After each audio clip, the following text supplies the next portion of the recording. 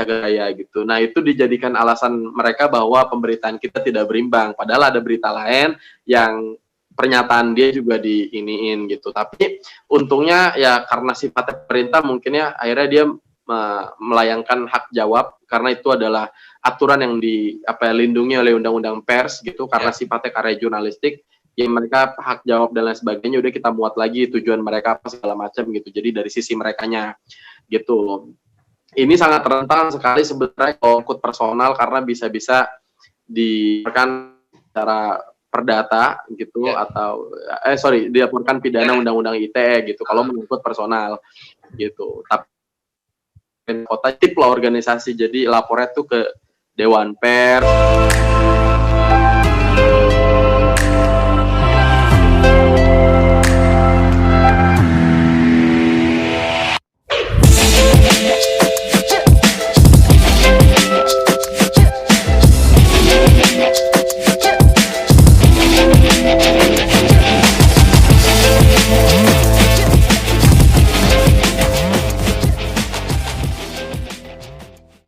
Jadi berita saya tuh udah dilaporin ke Dewan Pers gitu, tapi hak jawabnya sudah saya angkat gitu. Jadi udah Oke, jadi sudah netral kembali ya terkait dengan kasus tersebut. Udah nih, tapi saya paling tidak gini, Ji.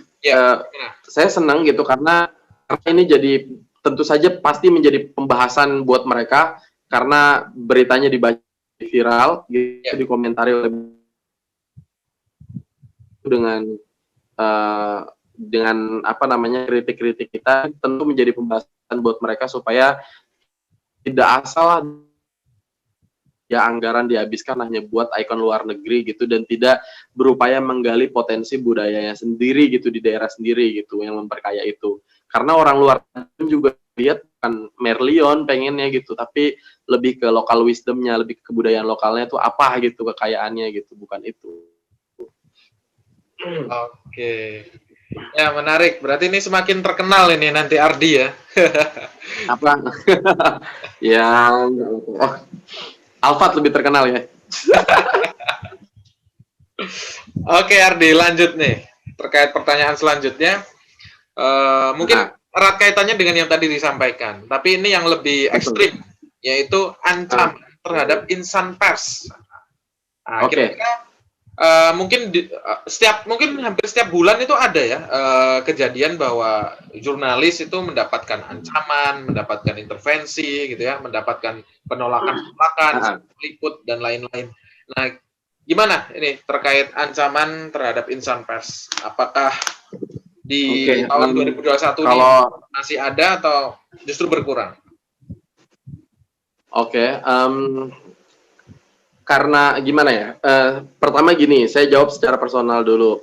Kebetulan karena gue di bidang yang bisa jurnalisme aman lah ya. Karena pemberitaannya yang soft aja gitu, yang maksudnya apalagi jurnalis-jurnalis di ibu kota gitu. Dan saya ya biasa menjadi pewarta berita harian gitu sehingga aman saja gitu.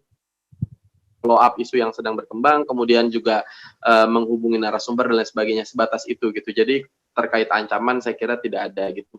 Tapi berbeda halnya dengan saya tidak tahu misalnya wartawan-wartawan di daerah tentu saja karena kan pasti wartawan mendapatkan ancaman terkait dengan kebijakan dan lain sebagainya gitu. Apalagi terus juga misalnya ya tadi apalagi misalnya jurnalis-jurnalis yang investigatif gitu. Makanya saya sangat appreciate sekali gitu, sangat kagum pada seorang jurnalis yang berani mengambil jalur investigasi, misalnya seperti Dandi Dwi Laksono gitu, kemudian juga ya tokoh-tokoh lainnya, termasuk juga media seperti Tempo, siapa Aiman, Wicaksono dan lain sebagainya, pernah menancaman gitu karena hubungannya dengan kebijakan, korupsi, mafia dan sebagainya itu sekali gitu kalau dari literatur bacaan saya. Misalnya kayak Dandi Dwi Laksono ya tadi betapa beratnya menjadi seorang jurnalis investigasi karena apa ya karena hubungannya langsung gitu pidana mati penjara gitu yang kayak gitu-gitu gitu. Nah sementara kita di ibu kota so far nggak ada ancaman gitu, tapi bukan berarti nanti ada, saya nggak tahu, semoga saja tidak ada yang sebrutal itu gitu.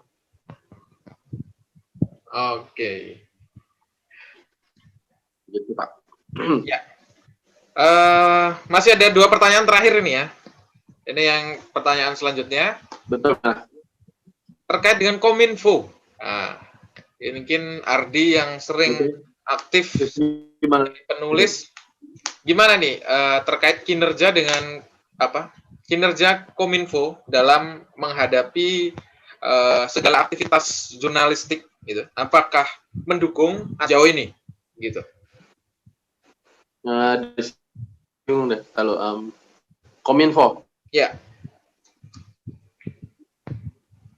Ya, saya kurang paham perkembangan apa di Kominfo gitu, karena ya paling yang sering beredar tuh ini ya pemberitaan secara visual di media sosial dan sebagainya, pembatasan, upaya bagaimana mendulang pajak gitu dari YouTube dan lain sebagainya, kemudian ya kayak elektronik gitu yang harus di satu SIM card gitu. Jadi paling itu sih pemblokiran konten-konten negatif dan lain sebagainya gitu. Tapi saya kira ya saya nggak tahu lebih jauh seperti apa gitu. Tapi saya kira ya pemerintah sebaiknya gitu ya tidak terlalu berlebihan lah untuk bisa membatasi begitu, maksudnya tidak berlebihan dan tidak mengintervensi terlalu jauh gitu, karena kalau dibatasi terlalu jauh kan sama aja mengkerangkeng atau ya mematikan mematikan ya karya seseorang gitu, atau kebebasan berekspresi seseorang, terutama di media sosial ini kan media yang dimiliki oleh semua, siapa bisa bersuara, konten apapun berhak untuk tayang gitu. Jadi yang sewajarnya aja lah gitu, tidak usah juga misalnya ya konten-konten yang sifatnya yang sebenarnya normal gitu, tapi kemudian dibatasi lebih dalam lagi. Saya kira gitu sih. Oke, jadi sejauh ini terkait dengan jurnalistik itu baik-baik saja ya dengan Kominfo ya.